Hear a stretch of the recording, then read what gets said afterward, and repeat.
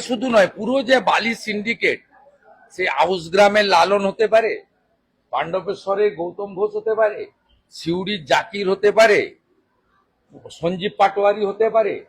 এ বড় স্ক্যাম এবং সরকারের কাছে 20 টাকা। ভোর হলেই একসময় গ্রামের রাস্তা ধরে কাজের উদ্দেশ্যে বেরিয়ে পড়তেন দিনমজুর, রাজমিস্ত্রি। এখন আর সেই চেনা ছবি সচরাচর দেখা যায় না। যে অল্প সংখ্যক মানুষ কাজের খোঁজে বের হচ্ছেন তাদের অনেকের সকাল শুরু হচ্ছে একটি প্রশ্ন দিয়ে, আজ কাজ হবে তো?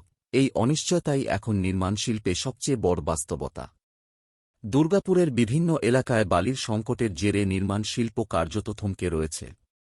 মাঝপথে বন্ধ হয়ে গেছে বহু বাড়ি নির্মাণের কাজ। রাজমিস্ত্রি, যোগাড় শ্রমিক, বালি পরিবহনের সঙ্গে যুক্ত শ্রমিক থেকে শুরু করে অসংখ্য পরিবারের রুজিরুটি অনিশ্চিত হয়ে পড়েছে।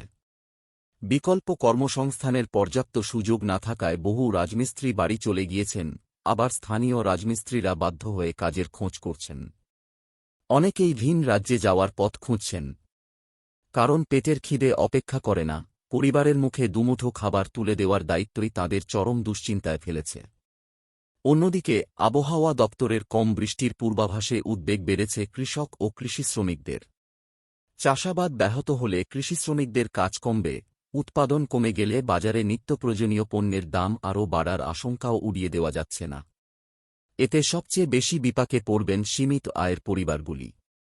এদিকে বহু সাধারণ মহিলার দাবি, পূর্বে যে লক্ষ্মীর ভাণ্ডার তাঁরা পেতেন তা সংসারের নিত্য প্রয়োজনীয় খরচে কিছুটা হলেও সহায়ক ছিল।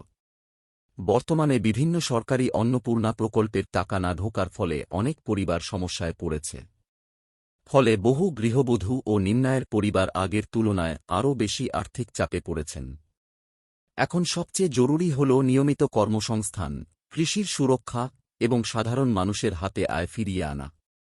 কারণ খেটে খাওয়া মানুষের উনুনে আগুন জ্বললে তবেই সচল থাকবে গ্রামের বাজার, ব্যবসা এবং সামগ্রিক গ্রামীণ অর্থনীতি। কিন্তু লাউ তো বোটে আনে কে?